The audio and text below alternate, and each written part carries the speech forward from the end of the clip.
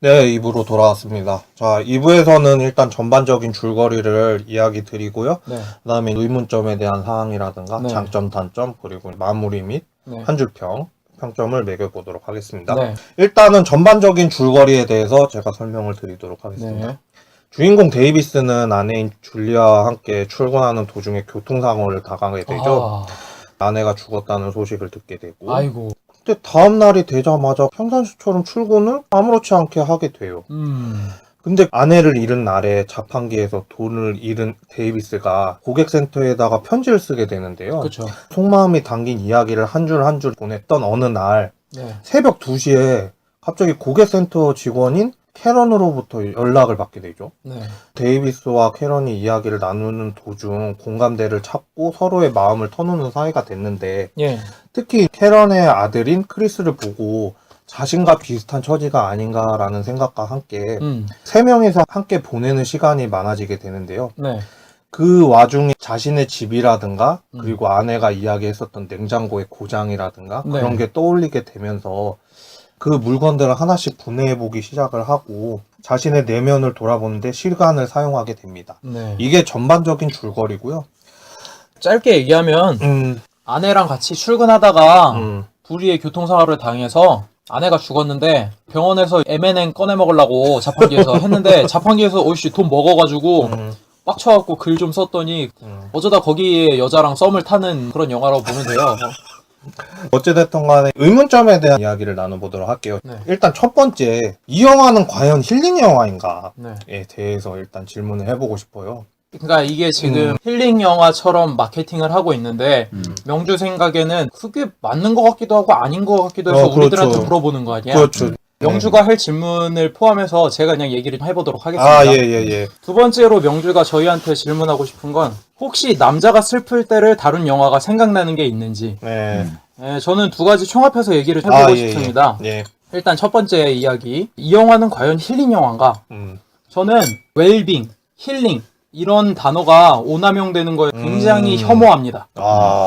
왜 그러느냐? 힐링이란 말은 어떤 사람이 문제가 있음에도 불구하고 그거를 잠시 도피하고 기분 전환하기 위한 이야기인데 사실 그거 가지고는 문제의 원인을 근본적으로 고칠 수가 없어요. 그러니까 잠시 그냥 현실 도피하고 도망가려고 쓸 때 쓰는 용어 정도라고밖에 생각이 안 들어요. 저 같으면은 너 진짜 힐링하고 싶으면 잘 먹고 운동 열심히 하고 잠 푹 자고 그러다 보면은 힐링할 거리도 없어질 거라고 생각을 해. 나는 왜 힐링이라는 말이 싫으냐면은 정말로 가족을 잃거나 큰 사고를 당해갖고 정신적 데미지를 입은 사람이 아, 나 힐링해야겠다 이런 얘기 안 하거든. 그런 사람이 무슨 힐링을 얘기를 해. 그래서 나는 명주가 질문한 두 번째 질문 있죠. 남자가 힘들 때 그거에 대해서 얘기하고 싶은 게 레인 오버 미라고 하는 아주 유명한 아담 샌들러가 주연으로 나온 영화가 있습니다. 이 영화는 9.11 테러로 인해서 사랑하는 자녀와 아내를 잃고 나서 거의 히키코모리가 되어버린 한 남자의 이야기 하는데요. 이 사람도 원래 치과 의사였고 친구도 돈치들이 나오는데 치과 의사로 나오는데 우연히 만나게 된 거예요. 근데 얘가 원래 알던 친구가 아니라 이상하게 바뀌어 있는 거야. 거의 자폐증에 걸릴 정도로. 그래서 얘가 왜 이럴까 하면서 이 사람이 지금 겪고 있는 트라우마에 대해서 진지하게 이야기를 하는 영화인데 나는 이렇게 사람이 힘들거나 절망에 빠지면은 진지하게 다가가야 되지 않는가라는 생각이 들거든. 이 영화를 보면은 힐링 무비라기보다는 자기가 어떤 상태인지도 모르고 객기 부린다는 느낌이 나거든. 객기를 부린다. 여기서 나오는 영화의 스토리 가지고는 근본적으로 무언가를 얘기하기가 힘들어. 단순히 그때그때 나오는 과정들을 이야기하고 있거든. 그러니까 이 영화에서 제일 마음에 안 드는 점이 뭐냐면은 이 남자가 자기 아내를 사랑하지 않았다고 하잖아.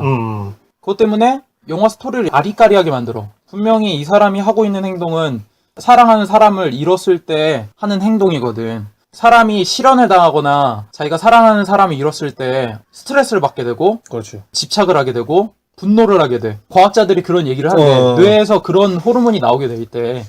근데 지금 이 영화의 주인공은 아내를 잃은 거에 대해서 똑같이 이렇게 슬퍼하거든? 스트레스를 받고 자꾸 떠올리면서 집착을 하고 분노가 나니까 집을 때려 부시고 난리를 치잖아. 왜 인정을 안 하는 거냐 말이야. 그것을 마치 자기가 뭐가 있는 것 마냥 가전제품을 분해를 하고 원인을 난 찾아야 되겠어. 무슨 원인을 찾아 본인이 사랑했다는 것부터 인정을 좀 하시지. 그거부터 좀 답답하더라고. 전제부터 잘못됐다. 이미 전제가 잘못됐어. 난 힐링무비라는 단어 자체도 굉장히 싫어하지만 이런 식으로 개인의 아픔을 과대 포장하는 거가 굉장히 마음에 안 들어. 비슷한 영화가 있어. 줄리아 로버츠가 나왔던 먹고 기도하고 사랑하라 라는 영화가 있어. 남편이랑 이혼한 다음에 이제 난 내 삶을 찾을 거야. 줄리아 로버츠가. 그래서 유럽도 가고 인도도 가고 어디도 가고 이래. 맛있는 거 먹고 불교 가가지고 수양도 하고 이러다가 마지막엔 결국 남자를 만나거든? 근데 이 남자를 만나기가 찔리는 거야. 그래서 거부하다가 결국에는 다시 만나게 되는 남자랑. 그런 류의 얘기인데 그거랑 요거랑 크게 별반 차이가 없다고 생각을 해. 그렇군요.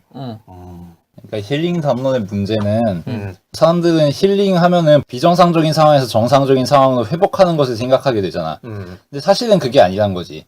그야말로 일상적인 스트레스를 일상적인 방식으로 해결하는 거란 말이야. 그러니까 이거는 현재 존재하는 현 상태, 현재의 삶, 이거를 그대로 보존하는 거에 의미가 있는 거란 말이야. 그러니까 애초에 데몰리션하고 힐링이라는 것은 대응될 수가 없지. 왜냐면 이 영화의 컨셉은 분해 재구축이거든. 아예 자신의 삶을 분해한 다음에 재구축하는 것에 대해서 이야기하는 영화잖아. 근데 이거는 힐링하고 완전 상극이지. 힐링은 그냥 때밀이 하는 거란 말이야, 말하자면. 근데 이거는 내장까지 내가 꺼내 보겠다 이런 영화 아니야. 아니 힐링 이퀄 때밀이 비슷한데? 요거 비슷한데? 때밀이? 때밀러 가볼까? 시원하다 뭐 이런 거잖아. 그치? 사실 힐링이라는 게. 근데 이 영화에서 목표로 하고 있는 거는 완전히 폭파시킨 다음에 다시 건설하는 뭐 이런 거잖아. 그러니까 이거를 힐링 영화라고 하는 건 일단 영화의 컨셉을 무시한 거지 아예. 아니 광고를 너무 많이 때려서 그러니까 그런 광고가 왜 나왔는지 난 잘 이해를 할 수가 없어가지고. 치유하고 뭐 자기 공감대를 형성하고 뭐 이런 게 좀 많이 나와서 혹시나 좀 이런 게 두 친구들한테도 느껴졌을까? 추측은 가. 마지막 가면은 결국 자기가 때려 부셨던 것들을 다시 조립해서 회전목마를 만들잖아. 그래서 아내와 타지 못했던 회전목마를 아이들과 그리고 장인어른과 웃으면서 타면서 본인은 아이들과 함께 뛰어다니면서 엔딩이 되잖아. 그거 때문이지 뭐. 그거 말고 여기서 힐링할 게 뭐가 있어. 아니 무슨 크리스가 저 게인 것 같아요. 게이 맞는지 판단해주세요. 요런 브로크백 마운틴 과거사까지 들춰내면서 관객들을 웃기려고 하는 가벼운 꽁트스러운 개그로 힐링 주는 거야? 아니잖아. 마지막에 그거 때문에 힐링이라고 하는 거지. 근본적으로 이 영화는 제대로 끝맺음이 못 된 게 이 데몰리션이 뭐야? 결국 다시 자신의 삶을 재구축하는 거잖아. 도저히 이해할 수 없는 일이 벌어졌으니까 일단 자신의 삶을 무너뜨릴 수밖에 없고 그 과정에서 다시 재축조를 해야 되잖아. 근데 그런 과정을 걸어오는 사람이면은 절대 이런 식으로 무난한 결말이 나올 수가 없거든? 이 영화에서 주인공인 데이비스가 거쳐가는 과정을 보면은 사회의 일상적인 삶을 영위해가는 사람들과 불화할 수밖에 없단 말이야. 왜냐면 이 사람들이 아내를 추모하는 방식과 내가 아내를 추모하는 방식은 화합할 수가 없거든. 뭐 장인어른이 딸을 얼마나 사랑했든 장학금 주는 자리에 모인 사람들이 얼마나 사회적 체면을 고려해서 나왔든 간에 이 사람이 아내를 기억하는 그런 고유한 방식과는 전혀 상이한 거잖아. 니들이 어떤 생각을 해봐야 내가 생각하는 나의 그녀와는 전혀 상관없는 이야기야 라고 얘기할 수밖에 없는 사람이야. 근데 결말에서 그냥 회전목마 그렇게 뺑뺑 돌리고 장인어른 제가 잘못했어요 이렇게 끝나는 게 맞는 영화야? 아니지. 그러니까 이거는 분해 재구축이 아니고 잠깐 몸살 좀 앓았다가 다시 정상인으로 돌아오는 스토리밖에 안 된단 말이야. 그리고 여기에 또 불순물로 끼어있는 게 뭐야? 나오미 와츠하고 크리스란 말이야. 이 사람이 정말 기존의 삶의 회의를 느끼고 자신이 살아왔던 궤적에 대해서 완전히 부정해버리고 도저히 어떻게 살아야 될지 동력을 못 찾는 사람인데 그러면 나오미 와츠나 크리스 같은 인물들도 이 사람의 비탄과 절망으로 기어들어갈 수가 없지. 근데 고작 편지 몇 번 주고받고 식사 자리에서 죽이 맞는 대화하고 뭐 이랬다고 그 사람들만 자신의 세계 안으로 들어오게 돼? 나머지 장인이나 자기 부모님이나 주변 사람들은 다 배제를 해버리는데? 말이 안 된다는 거지. 그러니까 나오미 와츠나 크리스 같은 인물들은 그야말로 모조품에 가까운 인물들이고 그치. 무언가 있어 보일 것 같지만 아무 의미가 없는 인물들이란 말이야. 근데 이런 인물들이 데이비스라는 인물의 삶에 불균일하게 섞여버리면서 튀어버린다는 거지. 그리고 이 사람의 절망의 무게감이 완전히 반감이 되는 거고. 이런 점들이 크게 문제라고 생각하고 2의 대척점에 있는 영화를 꼽을 수 있을 것 같은데 유레카라는 영화가 있어요. 유레카. 아이의 대척을 하는. 네. 일본 영화 중에 아오야마 신지라는 감독이 만든 영화가 있는데 비범합니다. 일단 처음 시작부터가 범상치가 않은데 버스에서 테러가 일어납니다. 그래서 결국에는 그 버스의 차장이었던 사람과 그리고 그 버스에 탑승했던 남매 세 사람만이 살아남고 나머지는 모두 죽죠. 그러니까 이런 끔찍한 사건을 겪었으니까 이 생존자들은 비록 운 좋게 생존하긴 했지만 제대로 자리 잡지 못한 채 방황하게 되죠. 차장 이 남자는 완전 가정을 버리게 되고 남매 같은 경우에는 실어증에 걸린 것처럼 살아가게 됩니다. 그리고 아이의 외부와 단절된 상태에서 그들만의 삶을 살아가죠. 근데 이 버스 차장이 아이들에게 찾아가서 함께 살아가면서 어떤 식으로 서로에게 이 트라우마가 자리 잡았는지 그리고 지금 우리에게 남겨진 삶을 살아가기 위해서 어떻게 해야 되는지 그 동질감 속에서 겨우겨우 그 일상을 이겨나가는 뭐 이런 이야기가 있습니다. 이 이야기에서는 데몰리션처럼 통속성이 끼어들 여지가 없어요. 이 데몰리션에서 나오는 데이비스처럼 나오미 와츠나 크리스 같은 인물들에게 현혹된다거나 아니면은 잠깐 몸살 앓았다가 다시 정상인들의 세계로 돌아간다든가 그렇지가 않다는 거죠. 이 사람들은 치유의 과정을 거치지만 결코 안정적으로 세상과 사회에 통합될 수는 없다는 거죠. 이 데몰리션이 그에 비하면 훨씬 얕은 수위의 이야기인 거죠. 이거는 껍데기 같은 사회와 현실에 대해서 이야기를 하겠어라고 하지만 결국은 껍데기 같은 이야기거든. 이런 영화가 클리셰한 일상에 일침을 주는 그런 영화라고 여겨지면 안 된다고 생각합니다. 이런 게 키치라고 볼 수 있죠. 난 이런 부류의 비슷한 영화 중에 극혐이었던 영화 하나가 실버 라이닝 플레이북. 너무 싫었던 게 그 두 사람이 이혼을 한 다음에 어쩌다 보니 춤추는 경연대회 나와가지고 어떻게 힐링해가지고 정상의 삶을 찾잖아. 요게 무슨 힐링 영화야. 어려움을 영화적인 고난으로 살짝 넣었다가 그거 극복해서 하이라이트 장면으로 해가지고 정상적인 삶을 되찾는 요거는 진짜 힘든 사람들 농락하는 영화라고 생각해 나는.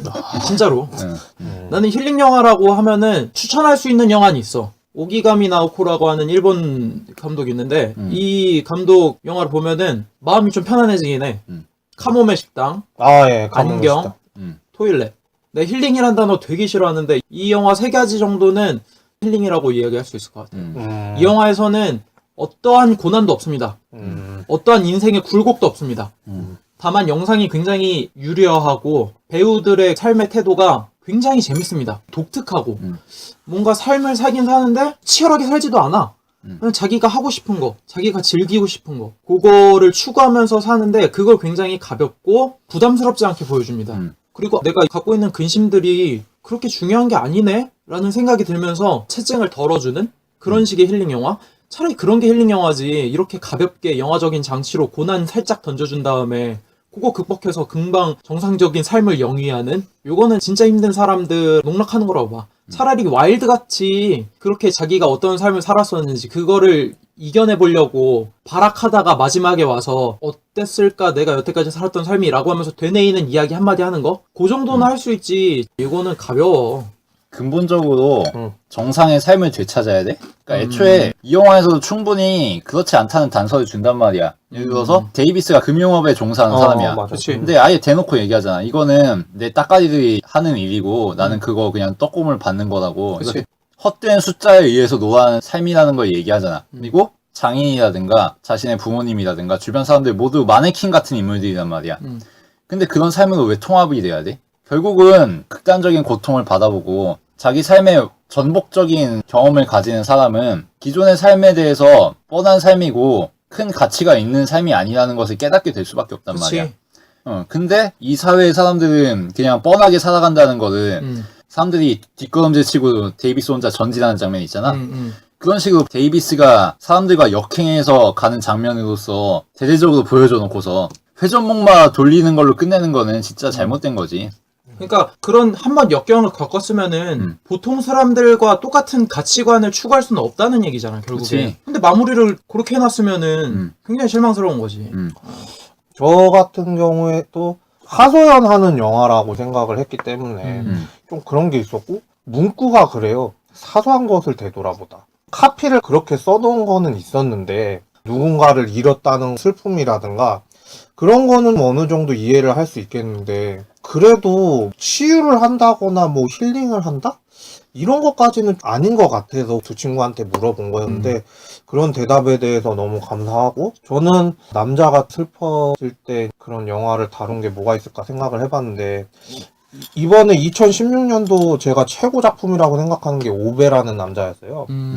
그것도 할아버지가 트라우마를 겪으면서 나중에 그 슬픔을 갖다가 극복을 잘 해가지고 이웃 주민들하고 화기애애하게 훈훈한 분위기로 마무리가 되는데 그렇게 표현을 했다는 것 자체가 나도 저렇게 늙으면 참 좋겠다 그런 생각은 들더라고.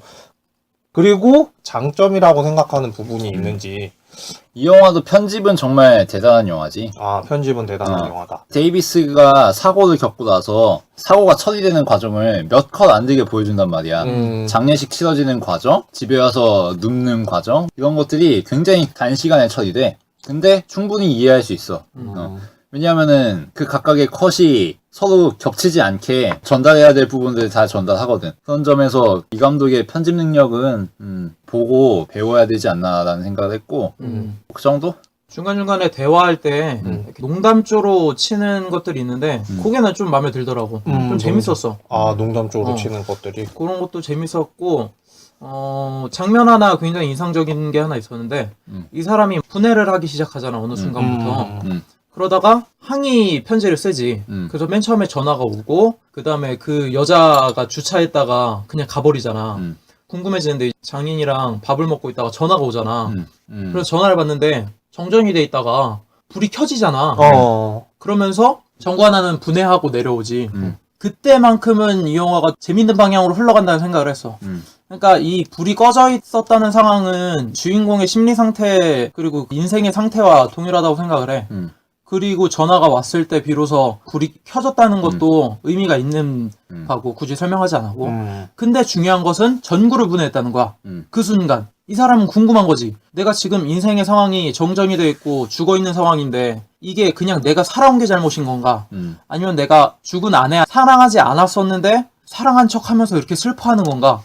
그거에 대한 여러 가지 의문을 품고 있었는데 이 여자가 전화를 해주는 순간 불이 켜지면서 지금 인생에 있어서 실마리가 풀릴 것 같다. 근데 그게 너무나도 궁금하니까 이 사람은 분해해서 원리를 알고 싶은 거잖아. 그 장면은 굉장히 의미하는 바가 컸다고 생각이 들었어. 다만 그 뒤에 진행되면서 이야기가 내가 생각하는 대로 갔으면 괜찮았을 것 같다라는 생각과는 많이 다르게 가서 조금 아쉬웠지. 그러니까 나는 나오미 와츠나 크리스가 좀 더 주인공한테 주요한 역할을 했으면 좋겠어. 그러니까 뭐 어바웃 보이였나? 거기서 나오는 꼬맹이라든지 여기서는 MSG 이상의 용도가 없잖아. 거의 없지. 크리스가 왜 샌프란시스코 와서 처맞고 와야 돼? 아무 이유 없어. 그리고 굳이 게이인 거를 왜 얘기해야 되는지 나도 사실 모르겠어. 좀 더 중요하게 얘기를 했으면 좋았을 것 같은데 딱히 이유가 없고 진짜 제크 질레란이 전에 브로크백 마우틴 나왔으니까 현실 유머 퍼트린 거 그거밖에는 이해가 안 되거든? 나야 웃었지 가볍게. 그러니까 이 주인공의 아픔이 굉장히 가볍게 느껴지는 거지. 심정정신과 선생님이 GV를 했던 시간이 있었는데 거기에서 내용이 있었는데 제가 한번 이야기해 보도록 할게요. 일단 처음에 겪는 일은 그러니까 상실감에 빠졌을 때는 그냥 일반적인 첫 반응이라고 이렇게 얘기를 하면서 외상 후 스트레스 장애가 온 거다. 트라우마? 그렇죠. 그게 플래시백 효과로 진행되는 것이 매우 인상적이라고. 그걸 갖다가 외상 후 스트레스 장애인 거를 표현을 다 해놓은 거다. 그리고 이후에 파괴적인 행동은 자신이 살아있음을 느끼는 거를 표현을 한 거래. 화장실에서도 삐그덕삐그덕 되는 것도 왜 그런 건지 분해를 해봐야지 알 수 있을 것만 같다고. 냉장고도 고장이 났는데 그것도 한번 분해를 해봐야 되겠다. 그런 생각들이 자신이 살아있음을 느낀다라고 정신학적으로 얘기를 했다고 그러고. 그리고 편지를 쓰는 거. 편지를 쓰는 거는 자신을 다시 한번 객관적으로 바라볼 수 있게끔 그렇게 이야기를 썼다고. 이런 것들이 나는 그 제이크 질레안이 데이비스 역할을 만약에 안 맡았다 하면은 어려울 수도 있었겠구나 그런 생각도 들면서 거의 하드캐리 했다. 극은 이야기는 미스들이 많은데 그래도 끌고 가는 거는 또 캐릭터가 그렇게 잘 살리지 않았나 생각은 해서 그런 장점이 들었다고 생각을 하고 단점이랑 나머지 이야기를 좀 해보도록 합시다. 뭐 카렌하고 크리스는 비중이 이러면 안 되지. 아예 이거보다 축소를 하든지. 맞아.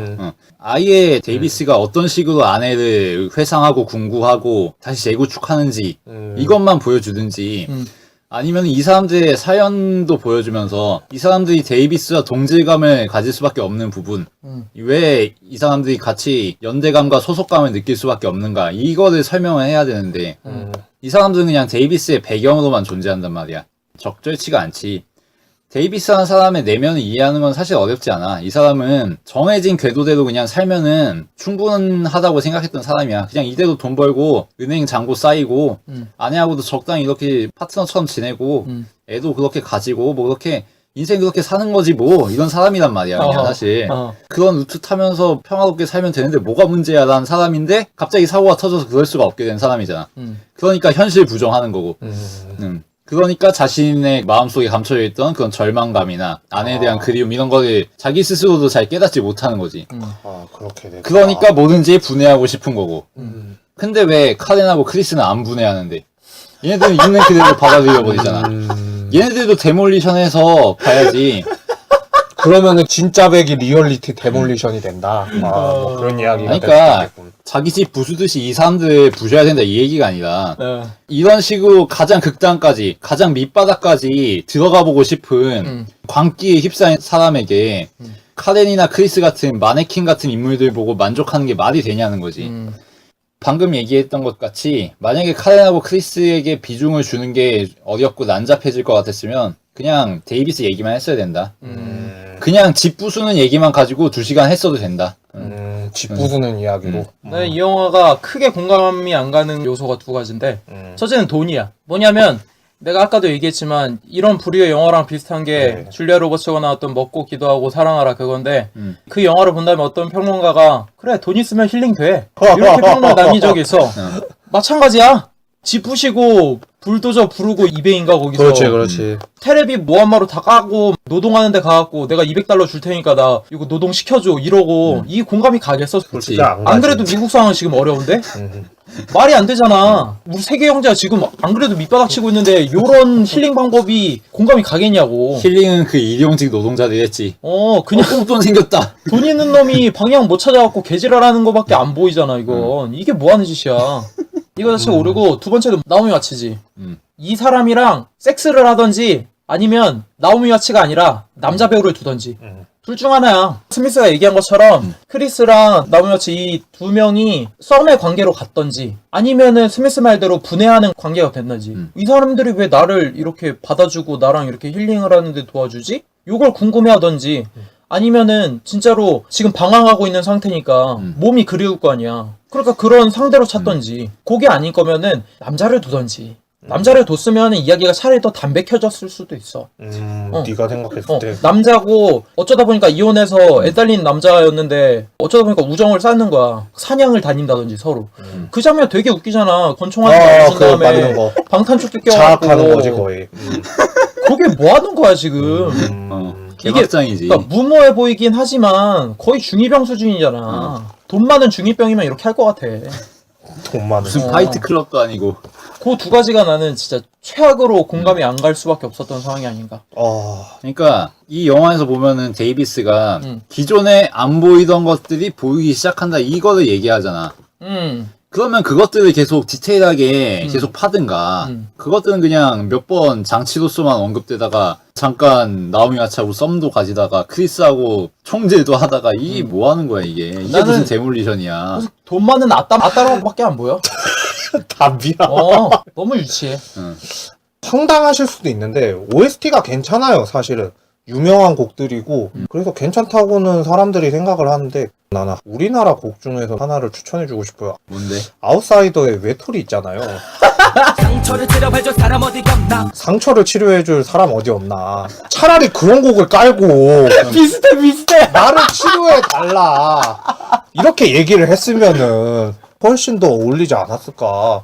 난 그런 생각을 해가지고 OST적인 오류도 있었다고 보고 상황하고 안 맞는 것 같아서. 그리고 나 포스터가 나 무서웠어. 선글라스 끼고 있잖아. 그거 무슨 개그 프로에서 선글라스 낀 다음에 로봇한 흉내내는 듯한 그런 느낌? 음악 들으면서 춤추잖아. 사람들 시선 신경 안 쓰고. 무슨 뭐 싸이월드에서 민망한 글귀 올리는 듯한 느낌이라서 되게 오그라들었어. 그러니까 결론적으로 말하자면 충분히 데몰리션 되지 못했다.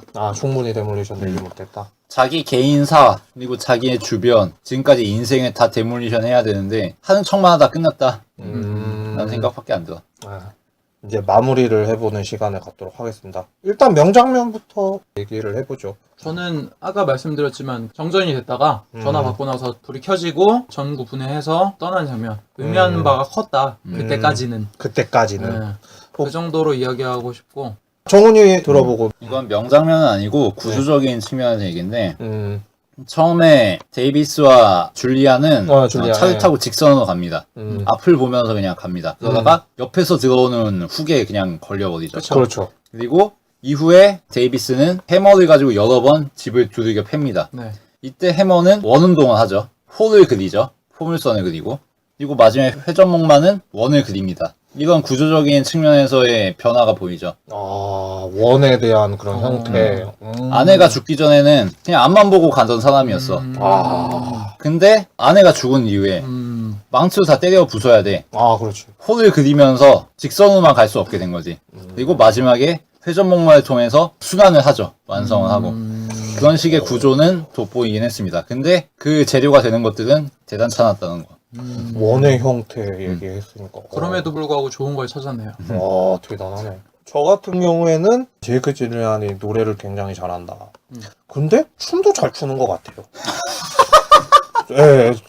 그 춤추는 씬이 있잖아요. 혼자서 헤드폰 끼면서 그렇게 춤을 춰대는데 스토리보드 없이 감독이 주문을 한다고 그러잖아요. 혼자서 생쇼 한 거예요, 사실은. 딱 그런 것 같더라고. 자연스러움이 묻어나는 것 같아서 그 장면이 명장면이지 않았을까. 자신의 방황과 자유를 표출하는, 저는 그 장면을 꼽아보고 싶고요.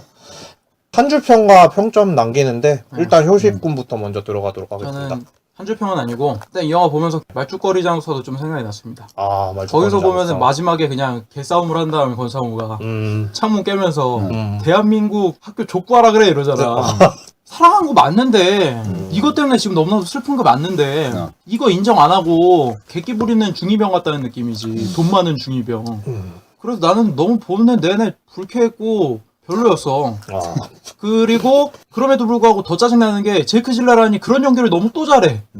너무 잘해. 이것도 어설프게 했으면은 그러려니 하겠는데 그런 캐릭터의 연기도 딱 그렇게 맞게 하니까 얘기하는 바가 너무 확실해서 뭐 어떻게 할 수가 없는 거야. 그리고 제이크 질레란은 평범역 나왔으면 좋겠다라는 생각도 들어. 최근에 맡았던 게 독특했던 게 많았던 것 같아서. 너무 세고 좀 그런 것도 좀 있어서. 그렇지. 한 줄 평은 힐링 아닌 힐링 영화. 힘이 남아돌면 자연인이 되던가. 여기서의 힐링은 우리가 아는 힐입니다. HEAL. 예. 힐링 아닌 힐링 영화. HILL입니다. HIL. 농사 지으라고. 그렇게 다 때려 부수고 할 일 많으면 그렇게 비생산적인 그런 거 하지 말고 차라리 산으로 들어가서 자연인 되시던가. 한 그렇게 2, 3년 도 닦고 김기덕처럼 아리랑 찍고 나오시던가. 이런 식의 객기는 별로 환영하지 않습니다. 별점은 3점 주고 싶습니다. 예. 물론 데이비스는 별 생각 없이 살아가던 사람이란 말이야 처음에. 그렇지. 그냥 평범하게. 그대로 이렇게 살아가면 되지 뭐. 어차피 난 소시민인데. 근데 살면서 그렇게 생각할 수 없는 지점이 생긴다는 거지. 굳이 비극적인 사고가 아니더라도. 기존의 이 사회에서 그냥 살아가는 게 별 의미가 없게 된다는 걸 깨닫게 되는 순간이 온단 말이야. 근데 그런 사람이 회전목만 하나 돌리고 있는 거는 말이 안 된다. 한 줄 평은 모조 데몰리션. 별점은 2개 반. 2개 반이나 돼? 그래도 2개 반이나 돼? 편집이나 그런 마지막이나 맞다. 교차점은 좋았다. 기술적인 면에서는 충분히 보고 배울 만한 영화라고 생각해.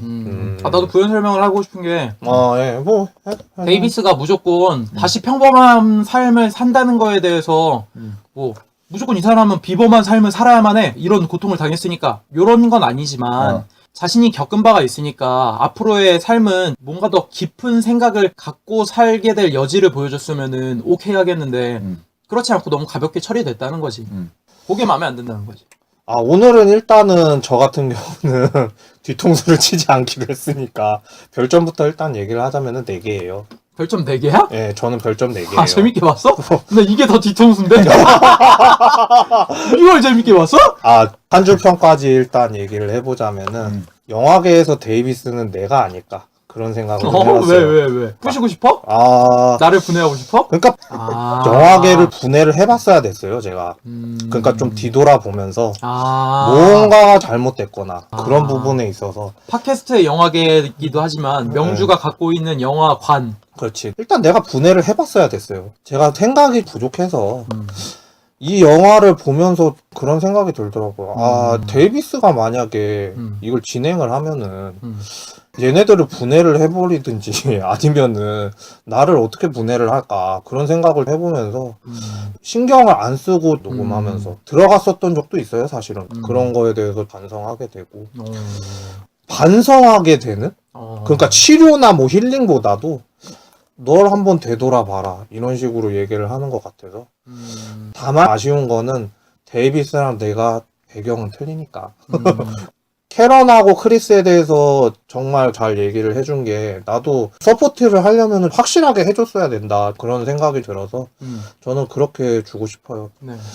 자, 이렇게 해서 데몰리션 마무리를 줬고요. 네. 친구들의 반응이 이럴 거라고 생각은 했는데 급 기운 떨어지는 너무 세가지고 힘이 빠지셨나요? 예, 힘이 많이 빠졌어요. 그런데도 불구하고 들으시는 분들이 다 이해 가셨을 거라고 생각을 해요. 일단 뭐 힐링 영화에 대해서 이건 정의라든가 저 같은 경우에는 하고 싶은 게 너무나도 확실했고 그 굴곡이 너무나도 확실했던 사람이었거든요. 그러다 보니까 사랑하는 사람을 잃은 건 아니지만 그래도 나 나름 추구하는 바가 있었는데 그거에 대한 마음고생이 굉장히 심했는데 하고 싶은 것을 못하고 다른 삶을 살아야 된다 라고 했을 때 그 고민의 차원은 다르거든요. 근데 이 영화에서는 심지어 나보다도 더 심각하잖아. 사랑하는 사람을 잃었는데도 불구하고 그런 결론이라는 거는 그거에 발톱 정도의 삶을 살아본 나로서는 용납이 안 됐기 때문에 근데 이거는 나처럼 불행한 사람이 이렇게 생각할 수 있다고 생각을 하고 정말로 살면서 평탄하게 살아온 사람들이 너무나도 많아요. 너무나도 부러워 나는. 그러니까 예를 들어서 공부 열심히 안 했는데 그냥 수시로 뭐 스카이 가더라. 회사도 그냥 잘 되던데? 뭐 어쩌다 보니까 군대도 아주 좋은데 가가지고 꿀도 좀 빨고 뭐 이런 사람일 경우에 이런 시련이 온다거나 그랬을 때는 이런 식으로 타격이 올 수도 있지 않을까. 그런 의미에서 내가 오만하게 볼 수도 있지 않았나라는 생각이 들기도 합니다. 데이비스의 상실감은 인생이란 게 평범하게 살면 되는 거라고 생각했던 사람인데 그렇지가 못한 거니까 아예 갈피를 못 잡고 있는 거고 그러니까 상황 인식조차 못하고 자기 마음조차 인식 못하는 뭐 이런 거지. 그렇지. 상황 인식이 안 됐다는 거 자체가 좀 그렇다는 거지. 나도 할아버지 돌아가셨을 때라든가 그런 상실에 대해서 공감하는 바가 있어서 나는 아버지가 그렇게 우시는 거를 처음 봤거든. 할아버지가 돌아가셨을 때. 그런 부분에 있어서는 저도 많이 공감을 하는데 나는 데이비스는 충분히 이해할 수 있는 것 같고 다만 얘가 극한까지 파고 들어가서 다시 재구축하겠어 이러는데 전혀 그게 아니니까 그게 문제라는 거지. 데몰리션이 아니라 리폼 정도로 할까? 리폼 정도로 합의를 볼까요? 아, 그래요. 리폼? 아, 이거는 영화 제목이 리폼이었다. 이 영화 제목은 리폼이었다. 아, 딱 적당한 것 같기도 합니다. 예. 진짜 여기에서 마무리 짓도록 하고요. 다음 주에는 부산행입니다. 아, 부산행이군요. 예, 칸 영화제 마지막 작품인데. 왜 아니, 한숨을 근데- 쉬- 스미스가? 근데 도리를 찾아서나 네. 데몰리션이나 네. 부산행이나 똑같을 것 같아가지고 나도 지금 그 생각이 들까봐 기대가 안 돼요. 기대가 안 돼요. 제가 오늘 보고 왔는데 내부자들 꼴이 날까봐 저는 좀 두렵습니다. 영주 굉장히 재밌게 봤다. 아니, 저는 진짜 재밌게 봤어요. 저는 아가씨, 곡성 이거에 대해서 1, 2, 3위 물어보기는 할 건데 저는 이게 탑일 것 같아요. 예. 왜 비교를 그거랑 해야 돼? 그러니까 경쟁이건 비경쟁이건 영화제에 진출된 거 세 작품을 놓고 어느 게 나았냐? 그게 있어. 여자들이 남자 볼 때 외모가 일정 수준 이상이면 무조건 합격이고 일정 수준 이하면은 불합격이야. 곡성 아가씨는 일정 수준 이하라서 난 불합격이야. 순위에 칠 수가 없어 이건. 어? 내가 이걸 왜 순위를 왜 매겨야 돼? 어? 그러니까 전두환, 노태우, 박근혜 중에 누가 들었을까요?